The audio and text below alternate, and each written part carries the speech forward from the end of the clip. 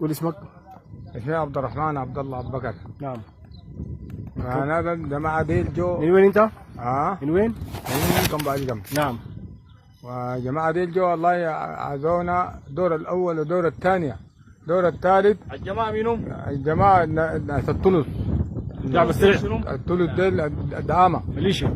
الميليشيا الدعامه السريعه جو عذبونا تورونا بالليل، عذبونا طردونا في الحلق. قدر ما سوينا ما نفع، قمنا جبنا اولادنا دي حمايتنا، فدخلنا حمايه بس، ولا يستفتفوا ولا اي حاجه. نعم. هاي بس هنا حمايتنا بس، ويوم جاء الاستباق انزخوا. يعني اولادك ديل نحن دايرين اولادك ديل يجوا عندنا. اولادك ديل اشتركوا مع الدعم السريع. ايوه صح؟ ايوه. بس انت جبتهم تقدمهم ايوه للعداله. العداله هنا في طاوط. ايوه. نعم. نعم عداله. طيب بسم الله الحمد لله والصلاه والسلام على رسول الله. حقيقة احنا والله شاكرين للمواطن عبد الرحمن، وده هو المواطن الصالح حقيقة. الحمد لله. لأنه يا جماعة هذا الأمر يعني أمر دين، وأمر الدين ما فيه مجاملة لزيد ولا لعبيد يعني.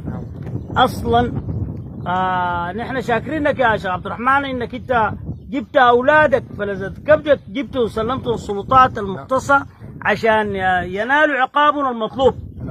وانا افتكر انه ديل ذاتهم هم قدموا شغل كويس انهم كانوا يجوا يسلموا.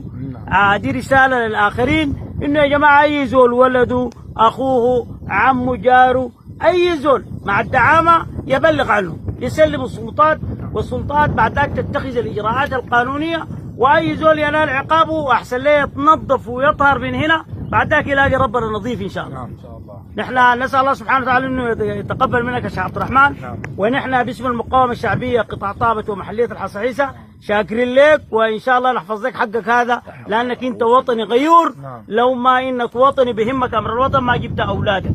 الله اكبر. جزاك الله خير وكتر خيرك وبارك الله فيك.